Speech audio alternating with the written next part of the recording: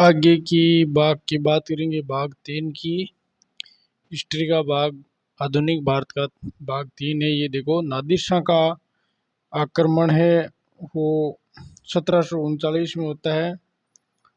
और देखिए, नादिर शाह फारसीनी ईरान का शासक था। ये 11 जून 1738 को उसने गजनी में प्रवेश करके काबुल पर अधिकार किया।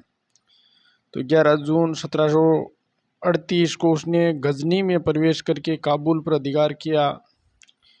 वर्तमान में काबुल अफगानिस्तान में उसने अटक नामक स्थान पर सिंधु नदी पार करते हुए लाहौर पर भी उन्होंने कब्जा कर लिया था।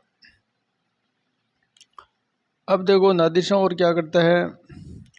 मोहम्मद शाह ने नादिर शाह के विरोधियों को शरण दी थी। ये क्वेश्चन बहुत बार पूछा गया है कि मोहम्मद शाह ने किसको शरण दी थी। नादिर शाह के विरोधियों को शरण दी। मुगल सैनिकों ने नादिर शाह के दूत की यानी जलालाबाद पाकिस्तान में हत्या कर दी थी। तो मुगल सैनिकों ने नादिर शाह का जब दूत भेजा तो उस दूत की जलालाबाद पाकिस्तान में हत्या कर दी। अपने प्रतिनिधि के साथ मुगल बादशाह द्वारा निर्दयी व्यवहार से, यानी जब नादिर शाह के दूत की मुगल शासकों द्वारा हत्या कर दी जाती है तो वो क्या गुस्से में आ जाता है। और ईरान के नेपोलियन के नाम से भी प्रसिद्ध है नादिर शाह। ये भी इम्पोर्टेंट है ना। ईरान के नेपोलियन के नाम से कौन जाना जाता है? नादिर शाह। आगे देखो, बात करते हैं अपन 1739 में भारत पर आक्रमण किया। ये सबसे पहले यानी 13 फरवरी को करनाल के युद्ध में मुगल सेना को बुरी तरह पराजित कर दिया था। करनाल है आपका हरियाणा में। तो यहाँ पर उन्होंने 13 फरवरी को करनाल के युद्ध में मुगल सेना को बुरी तरह से पराजित कर दिया था। करनाल के युद्ध में मुगल सेना का सर्वोच्च कमांडर मोहम्मद शाह था।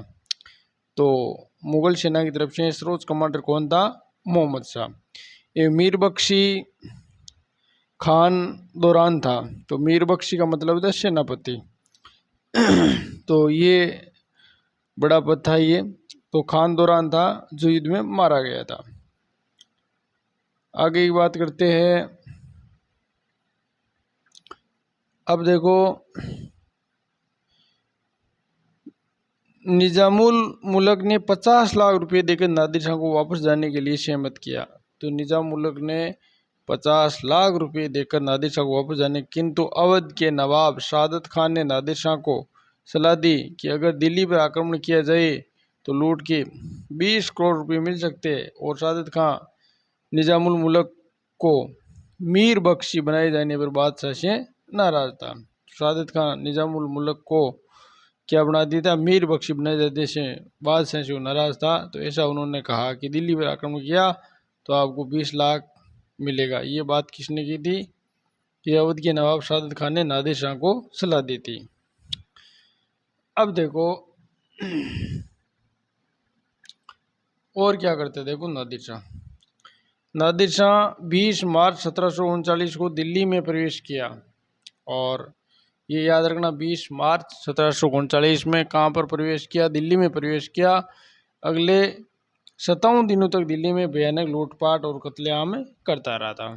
और अपने नाम पर खुतबा भी पढ़े और सिक्के भी जारी किए थे। किसने? नादिर शाह ने।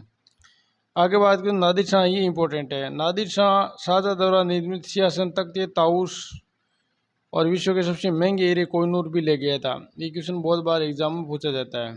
देखो, नादिर शाह की अपन बात करें तो शाहजहां द्वारा निर्मित तख्ते, ताउस वो ले गया। और विश्व में सबसे महंगा क्या था? कोहिनूर, उसको भी वो साथ में ले गया। कुल 70 करोड़ की लूट यहाँ पर की थी। मुगल सम्राट मोहम्मद शाह ने अपनी पुत्री का विवाह नादिर शाह के पुत्र नीरुसुल्ला मिर्जा से किया था। तो मुगल मोहम्मद शाह ने अपनी पुत्री का विवाह नादिर शाह के पुत्र नीरुसुल्ला मिर्जा से किया था। आगे देखो, आगे अपन बात करते हैं कि नादिर शाह सादत खान से 20 करोड़ रुपए की मांग की, जो सादत खान ने दे सका और उसने आत्महत्या कर ली। ये इसमें है कि किस ने आत्महत्या कर ली थी। तो नादिर शाह ने सादत खान को 20 करोड़ रुपए की मांग रख दी थी। और वो उन्हें दे पाने के उन्होंने क्या कि आत्महत्या कर ली थी। तो सादत खान ने आत्महत्या कर ली। अब देखो अहमद शाह अब्दाली के आक्रमण। अहमद शाह अब्दाली का आक्रमण ये अपन देख लेते हैं। देखिए अहमद शाह अब्दाली क्या करता है कि मोहम्मद शाह के काल में ही नादिर शाह उत्तराधिकारी अहमद शाह अब्दाली 1748 में भारत पर आक्रमण किया। तो मोहम्मद शाह के काल में नादिर शाह के उत्तराधिकारी कौन सा? अहमद शाह अब्दाली था। ये याद रखना कि मोहम्मद शाह के काल में नादिर शाह के उत्तराधिकारी कौन बना था? अहमद शाह अब्दाली। 1748 में भारत पर आक्रमण किया था उन्होंने, और वे मच्छीवाड़ा सरहिंद के पास समीप मणिपुर के युद्ध में शाहजादा अहमद शाह को पराजित किया। ये इंपॉर्टेंट है, मणिपुर के युद्ध। तो मणिपुर के युद्ध की बात करें तो किसके बीच में हुआ था? ये मोहम्मद शाह काल में नादिर शाह के उत्तराधिकारी अहमद शाह अब्दाली 1748 में भारत पर आक्रमण किया और मच्छीवाड़ा सरहिंद के पास समीप मणिपुर के युद्ध में शहजादा अहमद शाह से पराजित हुआ। तो अहमद शाह से अब्दाली पराजित हो गया था। आगे बात करते हैं अपन। नादिर शाह ने अब्दाली के बारे में कहा था कि मैं अब्दाली जैसे चरित्र का व्यक्ति सारे ईरान, तुरान और हिंदुस्तान में नहीं देखा। तो नादिर शाह ने अब्दाली के बारे में क्या कहा कि मैं अब्दाली जैसे चरित्र का व्यक्ति सारे ईरान, तुरान, हिंदुस्तान में नहीं देखा। अहमद शाह अब्दाली दुर्रे दुरानी युग का मोती कहा गया। ये इंपॉर्टेंट है इसमें। अहमद शाह अब्दाली को युग का मोती कहा गया है या दुर्रे दुरानी कहा गया है। अब्दाली ने भारत पर कुल मिलाकर 7 आक्रमण किए, जिसमें सर्वाधिक 3 आक्रमण सम्राट शाह आलम द्वितीय के समय हुए थे। सबसे ज़्यादा मुगल सम्राट शाह आलम द्वितीय, जो 1759 से लेकर के 1806 तक था, ये शाह आलम द्वितीय, और उन्होंने 7 बार आक्रमण किया था। किसने? अहमद शाह अब्दाली ने। आगे बात करते हैं। देखो ये पूरा हो गया। अब देखो इधर वाला देखते हैं।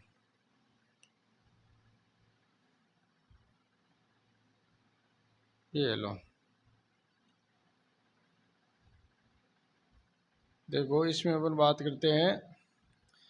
प्रथम आक्रमण 1748 में मणिपुर पंजाब में उसने किया था अहमद शाह अब्दाली ने, और दूसरा आक्रमण 1749 में पंजाब, और तीसरा 1752 में पंजाब पर किया था। तो पहला आक्रमण 1748 में मणिपुर, कहाँ पर? पंजाब में। दूसरा 1749 में पंजाब, और तीसरा आक्रमण 1752 में पंजाब में किया था।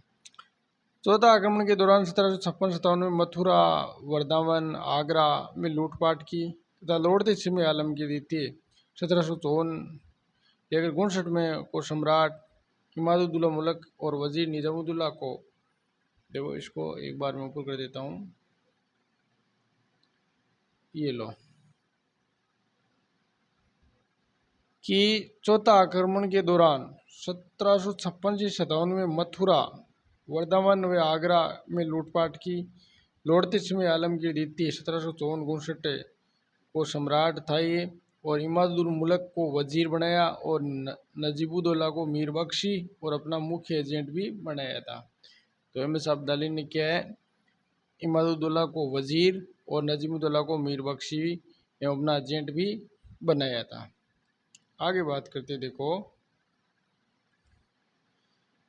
कि पांचवा आक्रमण 5 फरवरी 1761 में मराठों पर था, और पानीपत का तृतीय युद्ध, ये बहुत बार पूछा गया। पानीपत का पर जो तृतीय युद्ध है, जो अहमद शाह अब्दाली और मराठों के बीच में हुआ था 5 फरवरी 1761 में। वैसे पानीपत के 3 युद्ध लड़े गए थे। प्रथम पानीपत का युद्ध आपको पता है कि 1526 में बाबर और इब्राहिम लोदी के बीच में हुआ था, और द्वितीय पानीपत का युद्ध आपको पता है किसके बीच में हुआ था? बताइए, द्वितीय युद्ध किसके बीच में हुआ था? तो ये आपका पानीपत का युद्ध, ये तृतीय हो गया किसका? मराठों और अहमद शाह अब्दाली के बीच में। और द्वितीय किसके बीच में आता? आप सोच कर बताइए कमेंट बॉक्स में। आगे देखो, छठा आक्रमण 1762 में पंजाब के सिख पर था, जिसे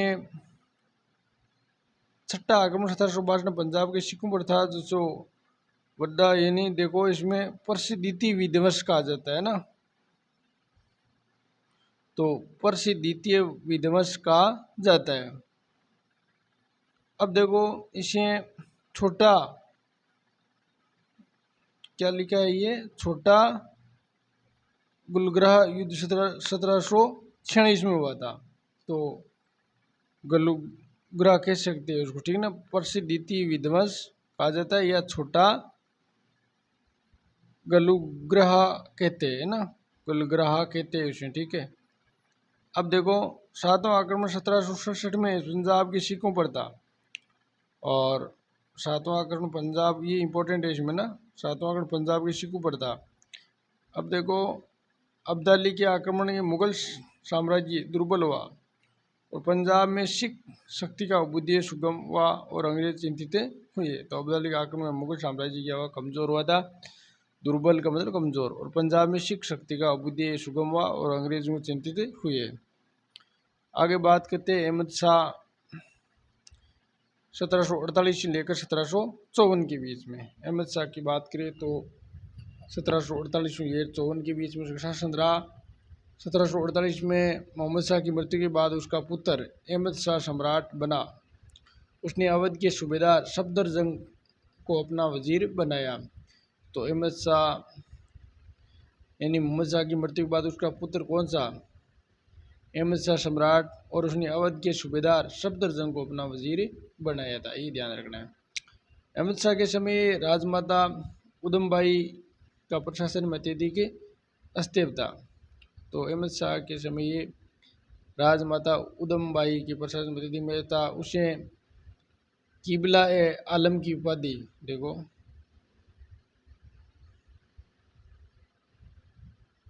ये लो, उसे किबला ए आलम की उपाधि प्राप्त थी। कौन सी उपाधि, किबला ए आलम की प्रति। एक हिजड़े जावेद खान नवाब बहादुर का प्रशासन में अत्यधिक ज़्यादा यहाँ प्रभाव था। ये हिजड़े का पूछा था जावेद खान का। अब देखो आगे बात करते हैं, ये लो, मराठा सरदार मल्हार राव के सहयोग से इमादुल मुल्क यानी ईमान उल मुल्क ने सफदरजंग को अपदस्थ कर दिया और वे खुद मुगल सम्राट का वजीर बन गया। इमादुल मुल्क का वास्तविक नाम था गाजिउद्दीन था। देखो इसका इमादुल मुल्क का वास्तविक नाम गाजिउद्दीन था तथा वह निजाम उल मुल्क का पुत्र था। अब देखो आगे बात करते हैं अपन।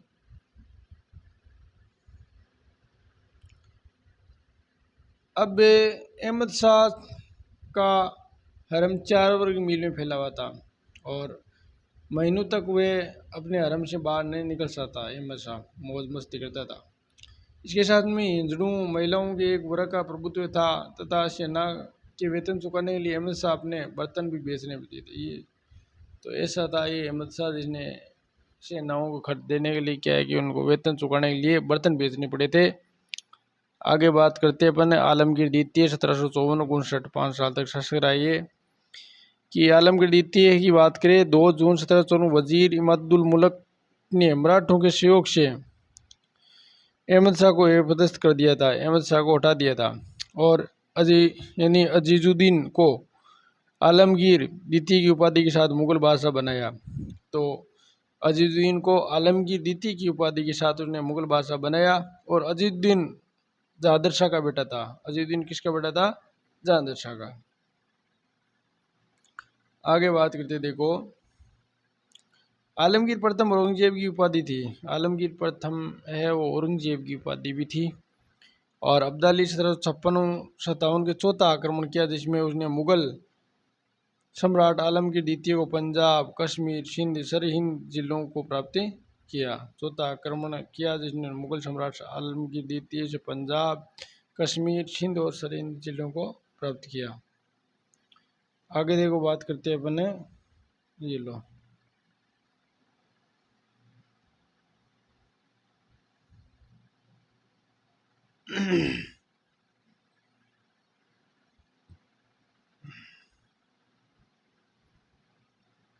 अब्दाली ने रुवेला सरदार नजीम खां नजीमुद्दौला को मीर बख्शी नियुक्त किया था।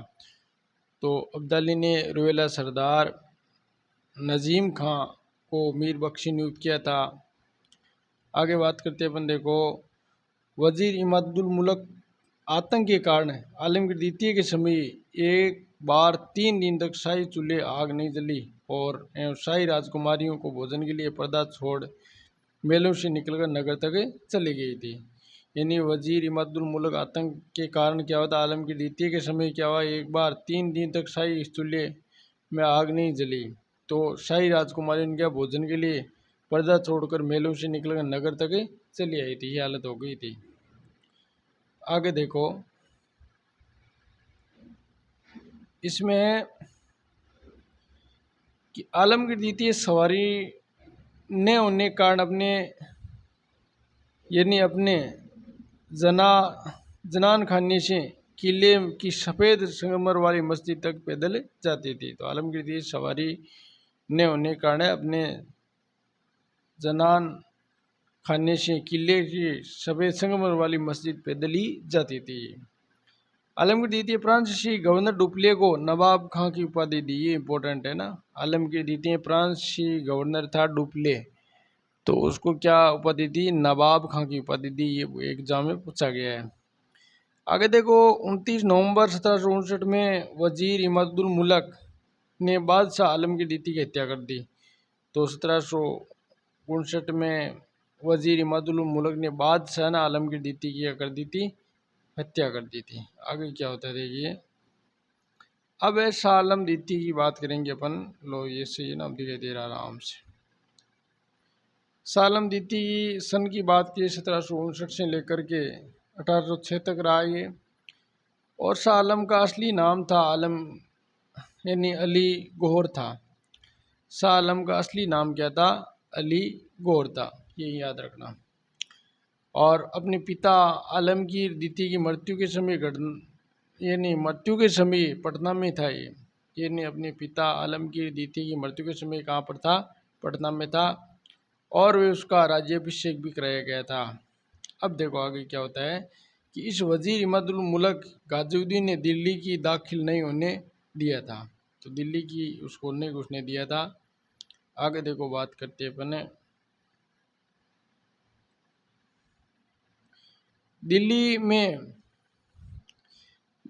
दिल्ली में कामबख्श के पोते मुउद्दीन मिलत यानी शाहजहाँ तृतीय ने इमादुल मुल्क की मदद से गद्दी हड़प ली। तो दिल्ली में कामबख्श के पोते था मुहिउल मिलत ने इमादुल मुल्क की मदद से गद्दी हड़प ली। शाहजहाँ तृतीय का शासनकाल 10 दिसंबर 1759 से 10 अक्टूबर 1759 से 10 अक्टूबर और 1760 तक रहा। तो शाहजहाँ द्वितीय का शासनकाल 10 दिसंबर 1759 से लेकर के और 10 अक्टूबर 1760 तक रहा। 1761 से 71 तक मीर बख्शी और नजीबुद्दौला दिल्ली के तानाशाह के रूप में शासन किया। तो 61 के मीर बख्शी नजीबुद्दौला दिल्ली के तानाशाह के रूप में काम किया था। और नजीबुद्दौला को मराठों ने गद्दी से हटाया था। नजीबुद्दौला को किसने हटाया था, मराठों ने हटाया था। आगे देखो बात करते हैं अपन कि शाह आलम द्वितीय 1764 ईस्वी में अंग्रेजों के विरुद्ध लड़े गए बक्सर के युद्ध में बंगाल के जबरदस्त नवाब मीर कासिम का साथ दिया। तो शाह आलम द्वितीय ने मीर कासिम जो 1764 में कौन सा युद्ध था, बक्सर का युद्ध। प्लासी कब हुआ था, 1757 में प्लासी का युद्ध हुआ था। अब देखो, मीर कासिम का साथ दिया। पराजित होने पर शाह आलम द्वितीय ने अंग्रेजों से 1765 में इलाहाबाद की संधि की। तो यहाँ पर 3 नवाब पराजित, शाह आलम द्वितीय और मीर कासिम और शाह आलम द्वितीय, और एक तरफ कौन थे, अंग्रेज थे। तो ये 65 में युद्ध लड़ा गया था। उसके बाद में क्या हुआ था, यहाँ पर इलाहाबाद की संधि होती है और ये संधि काफ़ी कठोर होती है। ये 1772 में तक इलाहाबाद अंग्रेजों का पेंशन बनकर रह गया। तो 72 में केवल पेंशन मात्र के लिए बन गया था।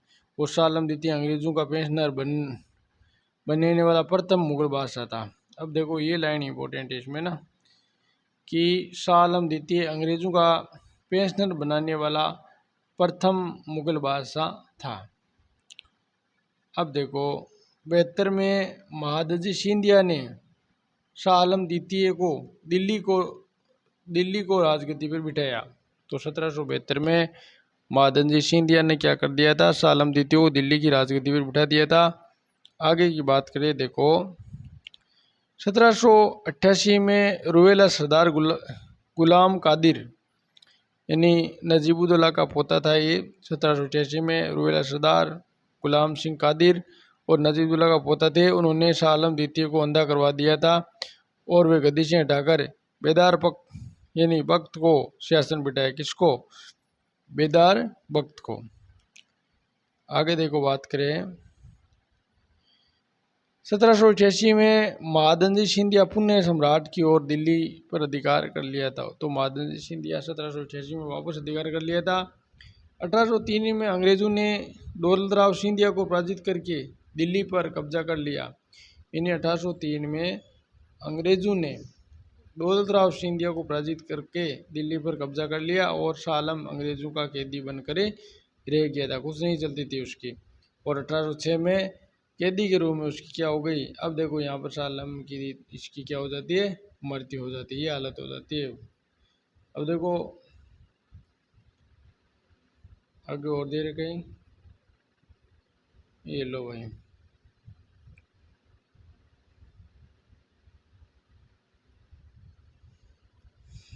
अब देखो ये लो, भारत की प्रथम कागजी मुद्रा पर एक तरफ वेलेजली और दूसरी तरफ शाह आलम द्वितीय हस्ताक्षर थे। तो शाह आलम द्वितीय और शाह आलम द्वितीय था। ये मुद्रा 1806 में बैंक ऑफ बंगाल ने जारी की थी। ये किसने की थी? बैंक ऑफ बंगाल में। अब अकबर द्वितीय 1837 तक, 1837 तक। आगे की बात करिए अपन, देखिए ये लो, अकबर द्वितीय शाह आलम द्वितीय का पुत्र था। अकबर द्वितीय किसका था? शाह आलम द्वितीय का पुत्र था। अंग्रेजों के संरक्षण में बनने वाला प्रथम मुगल बादशाह था। अंग्रेजों के संरक्षण में बनने वाला प्रथम मुगल बादशाह था। अब बादशाह लाल किले का कैदी मात्र रह गया था। ये हालत हो गई थी बादशाह की। अब देखो अकबर द्वितीय के शासनकाल में मुगल सिक्के 1835 में बंद हो गए थे। इन्हीं अकबर द्वितीय के शासनकाल में मुगल सिक्के क्या हो गए थे? बंद हो गए थे। बहादुर शाह द्वितीय जफर 1837 से 1858, क्रांति इसी के नेतृत्व में हुई थी। क्रांति किसके नेतृत्व में हुई थी? इसी के नेतृत्व में। तो बहादुर शाह द्वितीय जफर 1837 से 1858 तक। बहादुर शाह द्वितीय अंतिम मुगल बादशाह हुआ था। इंपॉर्टेंट है, बहुत बार एग्जाम में पूछा गया है कि बहादुर शाह द्वितीय अंतिम मुगल बादशाह था। बहादुर शाह द्वितीय के पास न तो साम्राज्य था और न ही युद्ध का अनुभव, और वे जफर उपनाम से शायरी और कविताएं भी लिखते थे। तो क्या है? जफर उपनाम और शायरी और कविताएं भी लिखते थे।